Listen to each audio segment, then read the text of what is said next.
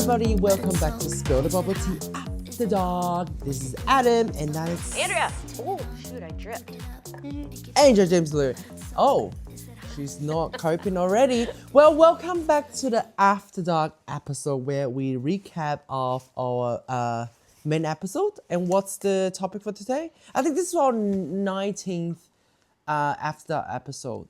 We are recapping on the topic of A love a letter. love letter to Next the gen. new generation of pole dancer.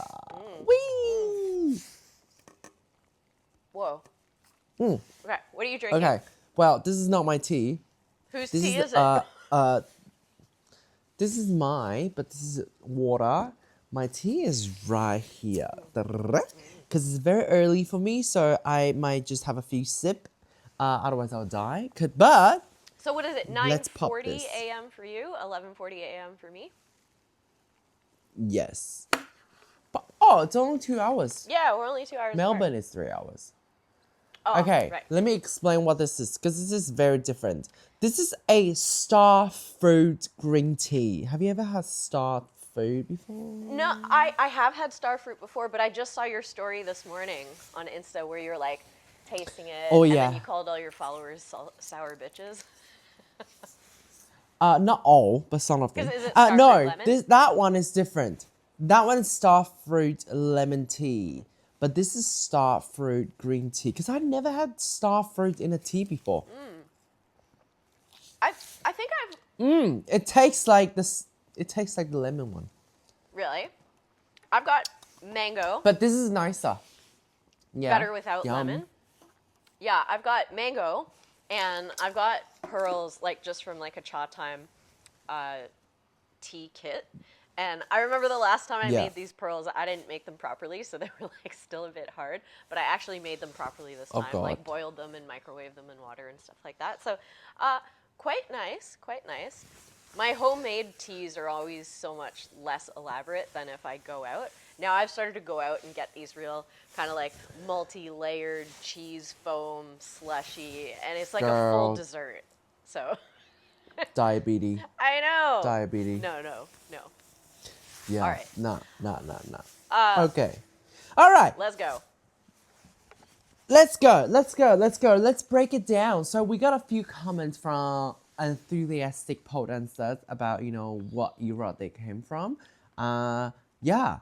It's actually very hard to define the generations because some are so close to each other. Some don't really define themselves as earlier one because they are told by the earlier one, so they are not actually the early one. But for us, they are early to us. Does that make sense? Yeah, I think because you and I are like in the middle, where there's tons of. We are like I feel like the babies a lot of time. If I'm being totally honest, and I wonder, correct me if I'm wrong, but I wonder if everyone says this about their own generation, but I feel like we were in the golden age. We were in a golden Maybe. age where, okay, because I've had a chat with some of our listeners and some of our followers online and stuff like that about like how to define the generations, and of course there's like the pioneers, and some people responded to the caption that I wrote, and I jokingly referred to us as the ancestral dinosaurs, which of course is a joke because I know that we're actually from the middle era, and not to be disrespectful because I said it as a joke, but the actual ancestral dinosaurs are like the 90s club dancers, which don't even really engage with us as an online community because they are like pre-internet. They're not pre-internet, but you know what I'm saying? They were like, YouTube barely existed. Pre-social media. Yeah. Like I remember getting my first cell phone in the 90s, and I was like, you might not even know this reference, but I had a Zach Morris brick-sized flip phone. So Zach Morris is from Saved by the Bell, which was like a 90s after-school sitcom, and it was so funny because he was the popular kid and he had a cell phone. That was me in high school. I had the same Nokia brick-sized flip phone. Because I think my parents I have seen that as a kid. my parents were afraid I was going to disappear, so they gave me a cell phone. I was the only one out of my friends who Wait, had but a those cell phone. phones are like this big. Yeah, like you could not put them in your pocket. You had to like put them in your backpack, because like You were already in high school? like when I was, it was like I'm trying to even I know, it's demonstrate. huge. Yeah, it was huge. You needed 2 hands to hold it. No, that's an exaggeration, but like I remember having one at home, and I always like, because I was a kid, I have to climb up to the shelf to get it. But I remember it was really big. Yeah. okay, so this is like the prehistoric era of pole dancers. It is. The club dancers who didn't really engage on the internet. And I think the internet and social media really kind of defines what era you actually are. Because then For sure. you saw Lullaby's comment, right? Like Brian, he was saying, Yeah. because he's old school, like Bobby's dancing on carpet, but he's also American. Yeah. And he was saying he remembers the early days when it was just YouTube and Studio Vina. And I remember back then, like, Dirty Birdie was on YouTube, and there was a blogger called Ariel Amy. And I used to have this series on YouTube called Trixie Tuesdays. And I remember Wow. that was like 2014, so even there's still a whole decade before YouTube. It's actually very scary to think of that, because that to me, it wasn't that long ago, but it was long ago. I think in the grand scheme of the world, like if we're talking dinosaurs, it's a blip. But in the grand scheme of the pole community, that's the entire time. Yeah. Yeah. Literally, like the book, it's this thin. That book, that's only Australian history of pole dancing. And I only recently flipped through it because there's a volume 2 that's been released. And I didn't know this, but volume 2 is actually just a newer edition. So it's volume 1 with pages added. Because I think they were really limited. So it's not like a continuation. Wait, that's the wrong word. But it's exactly the same as volume 1 plus more information. So it's not like part 2. Oh, really? Okay. Yeah, no. Oh, okay. But also, that's just Australian history. And it's also, Yeah. So yeah. I sort of mentioned this in the last episode, just like the whole concept of history books and how, I mean, in the grand scheme of like world history, they always say the victors of wars are the ones who write history. And I was thinking about this kind of in a really kind of big scale where, you know, it was one of those days where I was having tragic, deep thoughts about the state of the world. And the reason the victors of war are the ones who write the history books is because they have the resources and the means to say whatever they want to say. Whereas the people who lost the war are usually in shambles and they don't have the mental bandwidth to try and solidify what actually happened. Do you know how sometimes... Wait, what are we talking about now? I don't know. It's too early for me to process this. Like, this is way too early. I went on a big tangent of like world history. Just talking about this history Okay, book. we don't... It's like, what I'm saying is that's like, too deep. That's no matter too who deep. you talk to, you're going to get a different perspective on like the history. Oh yeah, That's kind of my for sure, point. for sure. So yeah, we don't need to like worry about like what our perspective is, because this is from our experience as a golden age babies, pole dancers back in a time. Do we get to call ourselves the golden age? So we're sort of like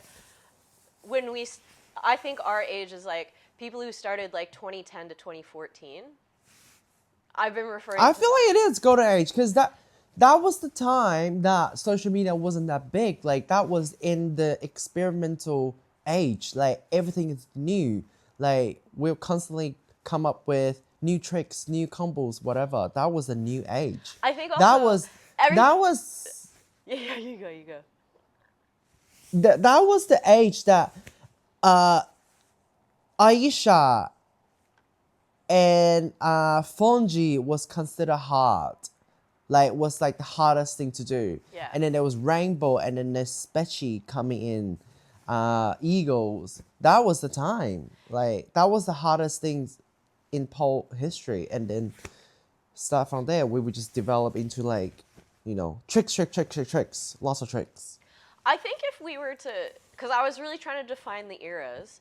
So if we have the 90s as prehistoric times where there was no internet, and then there's sort of like the early 2000s to maybe 2005. I've kind of grouped it together in my head in like 5-year bunches. So if you were in the early 2000s, that's when people started opening pole studios and people started to learn in person. And then in the late, like 2005 to 2009, that's when I think that's when people started to be like, oh, we need a vocabulary. We need to connect with other clubs and other studios. And I think that's when the community started to slowly come together and like realize, oh, there's tons of us, but we're all spread out. And then they got on YouTube. So that maybe 20, and they started putting things on VH. Oh, I was talking to Joanna Littlewood Johnson. She said she had VHS tapes, learning from Fania Dietrich and I think she said Pantera. So it's like, I think the pole community, because it's always been so spread out across the globe, the technology we use to communicate might be what defined the era. So there was like pre-internet. Yeah. There was the VHS era, the DVD era, and then the YouTube The era. DVD era. Yeah. Yep. And then the YouTube era, and then Instagram, and then TikTok. And I feel like we're coming to the end of the TikTok era. Is that wrong? Or is TikTok still flying I don't high? even know. I think TikTok is still flying high, but like I don't use it, so I don't know any pole dance on it. I only do social media on. I mean, like I only use Instagram, so I don't know. And I think that reflects our generation. So I'm wondering this from Yeah. our listeners. And look, let's be honest, we might not even have reach outside of Instagram because you and I are both very Instagram era. Yeah. I don't know of any TikTok pole dancers who aren't on Instagram. And that just might be because I'm not on TikTok. Like my TikTok feed is like, I don't even know what my TikTok feed is. Trash. I haven't been on there in so long. The last time I was on Yeah. TikTok, they definitely thought that I was a yoga lesbian having some sort of mental health crisis. Oh wait, that's actually more accurate than. Actually, that's not as far fetched. So funny. Look at this. Yeah, but like I had this my feed for a long time was just like hot boy vibe lesbians. And they would literally just get on with their like brush cuts and just like pose with their jawlines and stuff like that. And I would be like, well, I'm really into my this, God. but I don't know what else TikTok is for. That is so funny. Okay. Well, I don't know. Like, yeah, I just couldn't get the TikTok thing going. I just can't. I have started like 3 or 4 accounts. I just can't get it going. So what was the? I think one reason maybe it's hard to get TikTok, oh, I can't even say it. It's hard to get TikTok off the ground. TikTok.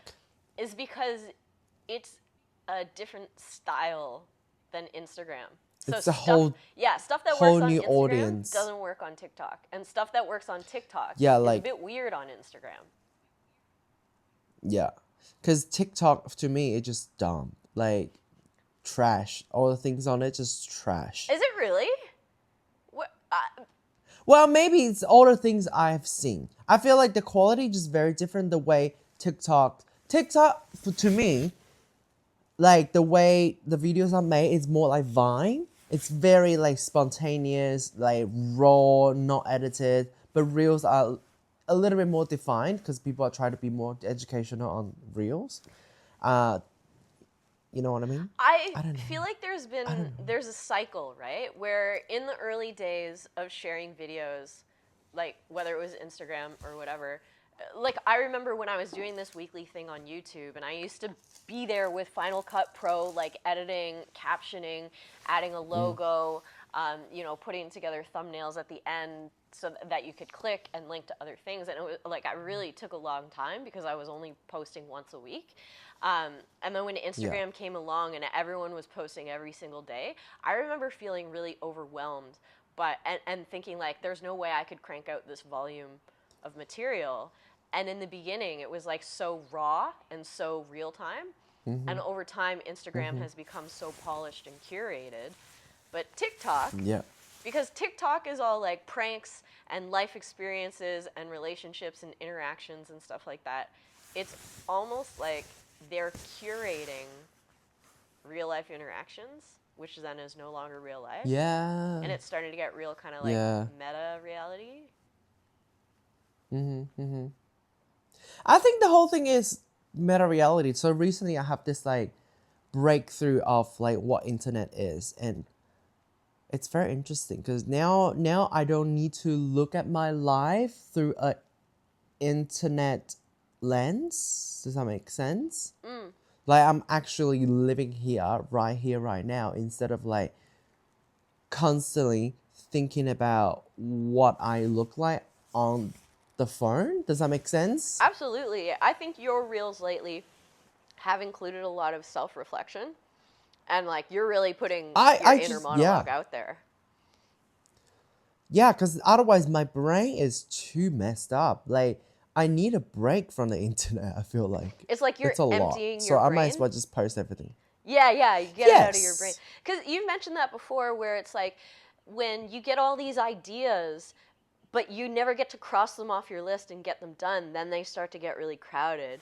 And I think for like really Yeah. creative people, you got to act on your ideas right away. Otherwise, they start to burden you. It's almost like hoarding Yep. inside your brain. Yeah. I recently Like, heard of this like anyway, anti. I feel Wait, yeah. can I tell you? I don't know if you struggle with hoarding, right? I struggle a little bit with hoarding like actual physical objects. And I recently read this theory. It's called the poo theory, where when you're trying to decide whether to keep something or get rid of something, you imagine Yeah. if it had poo on it, would you take the time to clean it in order to keep it? And if Oh, not, you yeah. should just Yeah. get rid of it. Okay. Is I'm there gonna tell my sister that my sister is a real hoarder. Like, she's the worst. what kinds of things does she Just hoard? like my grandma. She will hoard like packaging from a like like in Taiwan it's a common culture, like when you go visit someone you bring like a box of like pastries or like And the mooncake, that kind boxes of are so pastries. cute. Like gift box. Yeah, but like this is back in the time box. It's like from childhood. Like we don't even know what the box is about. But anyway, she will keep the box, the metal box, but also the wrapping paper and also the tie and also the barcode. Oh. Okay. Like, are you okay? I do a little bit of this because I really struggle to get rid of things. Partly because I'm like, oh, I might need a box one day. And I might need something. So, because right now I'm working on a show that is inspired by The Substance, I just happen to have the perfect cardboard box, perfect size and everything to like make my prop. So like as though I've just gotten my substance in the mail. It's the perfect box. And then so often when I'm going throughout life and I need something, I'm like, I had the perfect jar for that, and I threw it out. And then I'm like, damn it! And then that fuels my need then to like keep packaging. Or like recently my nieces and nephew were here to visit, and I just started giving them like random ribbons and strings from like packages, like gift boxes over the years. And kids are Yeah. weird, right? Like because I gave one of them a styrofoam ball that I think had hair elastics. Like I bought hair elastics and they were all wrapped around this styrofoam ball. They turned it into an eyeball. And now I can't get rid of it because I'm like, the kids took all this care to turn it into an eyeball. I have problems with hoarding like that. That is cute. That's why I need things like the poo Yeah. because I should probably throw out the styrofoam eyeball. But then I'm like, well, no, my Yeah. family from Canada is going to come visit later. So what if they want to play with the eyeball? What if they are like, oh, our Melbourne cousins are so quirky. They made us an eyeball. Yeah, maybe. I mean, I that's can't do random. it. It's so random. That's so random. But I don't know, what do we like dive in further in this poll generation thing or not? I don't know. I feel like the there's a new generation forming right now. It's like post COVID. Hmm. It's been 5 years post COVID. I can't The believe it's last been 5 years, 5 years. it's actually crazy. Like actual 5 years, Mm. it's just fucked.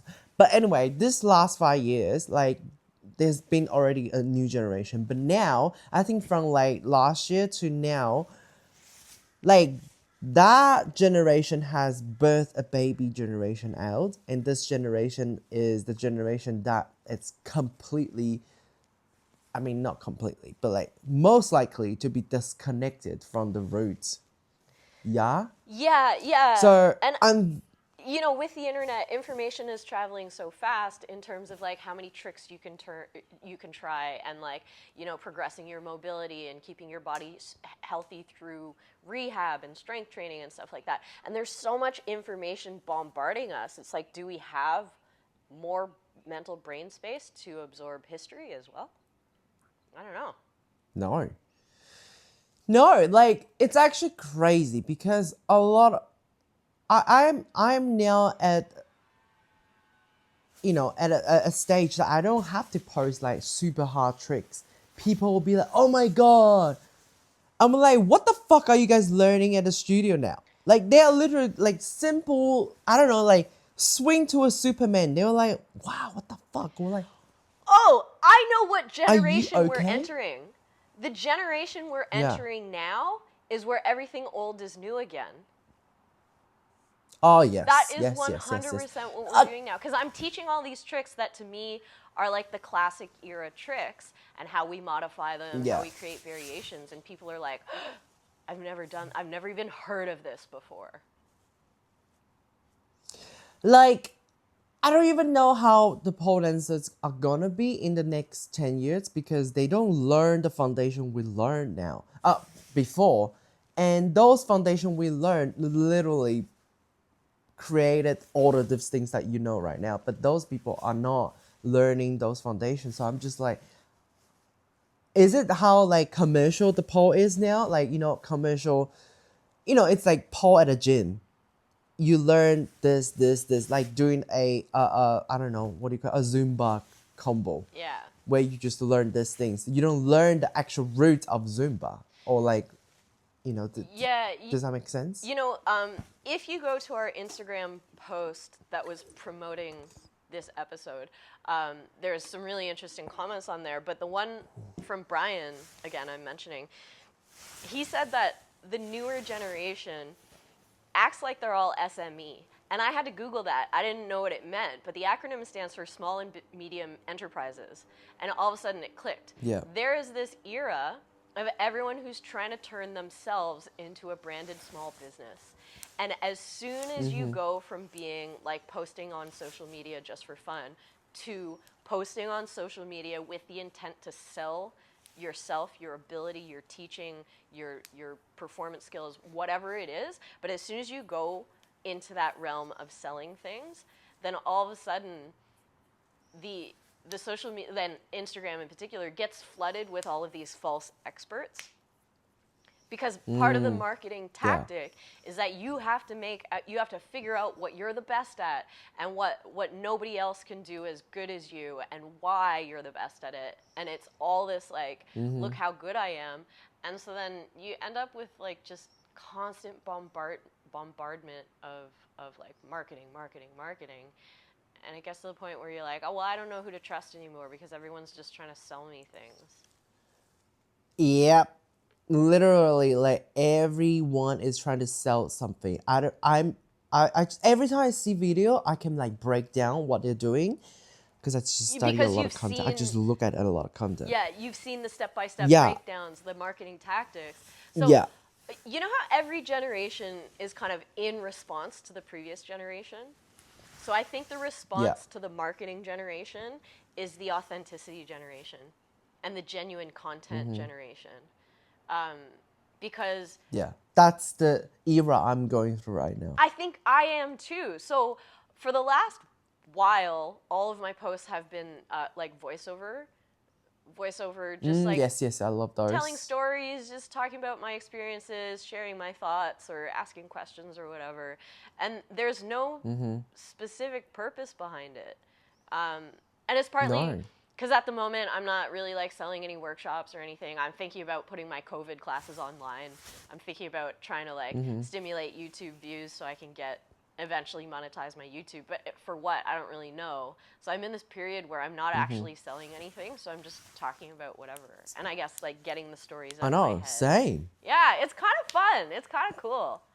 It's good. It's actually called story era. Like We're in this our year, it's all story about era. telling stories. Well, and you know, Yeah, like it's all even about telling stories.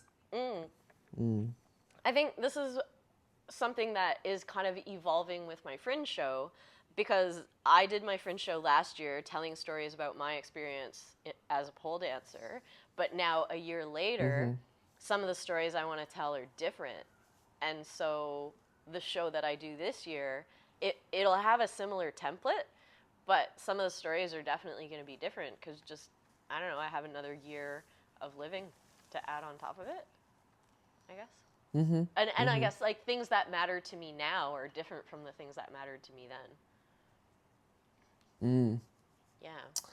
I don't know. That's a thing. Like it changes. Like now I'm going through that change. I'm like, oh my god, there's a lot of things I don't want to do anymore. And I used to love it, and it has become part of my identity. And now I don't feel like doing it.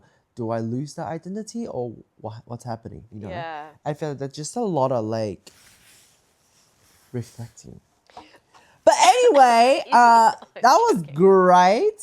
I feel like yeah, like we can definitely dive into this like differences in generation. Maybe we can do more of like a summary of what we see after people start commenting on this, and maybe we can discuss this in the future again in the main episode. Yeah, I want to know what era people define themselves as. Like, are you pre-internet era? Are you YouTube era? Are you the golden era?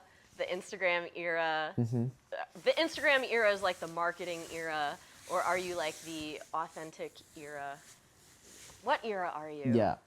Tell us in the comments. Tell us about it. Send us messages. Don't be scared. We won't judge you. Don't be shy. Adam's gonna judge you. I just want to say it out loud. I don't judge unless you pay me, honey. All right, it's been fun. This is Adam, and that's end with the story. And cheers. See you next time. Bye. Is it hot? Is it cold? What the tea? Spill the tea.